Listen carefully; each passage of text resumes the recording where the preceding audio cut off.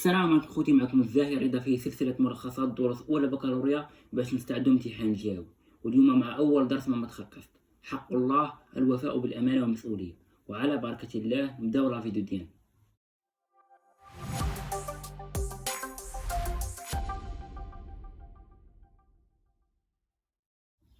ملخص درس حق الله الوفاء بالأمانة والمسؤولية. أولا، ميزة الحقوق في الإسلام. الحقوق في الإسلام 4 أنواع: حق الله، حق النفس، وحق الغير، وحق البيئة. وهذه الحقوق في الأصل كلها تعود إلى حق واحد وهو حق الله. ميزتها: تكاليف شرعية ربانية المصدر، مسؤوليات وجب الوفاء بها، شاملة لجميع مناحي الحياة.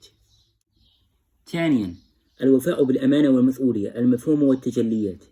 الأمانة، مفهوم الأمانة: كل حق لزم الإنسان أداؤه وحفظه.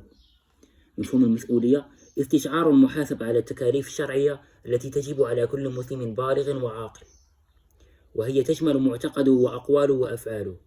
قال الله تعالى: بسم الله الرحمن الرحيم: ولا تقف ما ليس لك به علم، إن السمع والبصر والفؤاد كل أولئك كان عنه مسؤولا.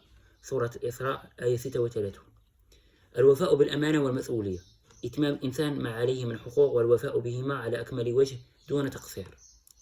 تجليات الوفاء بهما: حفظ كليات الخمس، وهي حفظ الدين، وحفظ النفس، وحفظ العقل، وحفظ العرض، وحفظ المال. ثالثا، الوفاء بالأمانة والمسؤولية أساس نشر الثقة وشرط نماء المجتمع. إشاعة المحبة بين الناس، وبث الثقة والتعاون والعفة في نفوسهم، ونزع كل أسباب المكر والخديعة التي من شأنها أن تخرب وحدة الأمة. حفظ الحقوق والمصالح بالقضاء على المفاسد الاجتماعية. سيادة الثقة في المعاملات المالية وتحقيق التنمية الاقتصادية والاجتماعية التي من شأنها نمو المجتمع وتطوره. حتى هنا غادي نكونوا سالينا الملخص ديالنا. كنتمنى يكون نال اعجابكم ويكون كلشي واضح، وما تنساش معك واحد لايك وابوني تشجعني نعطي اكثر، والله يوفق الجميع.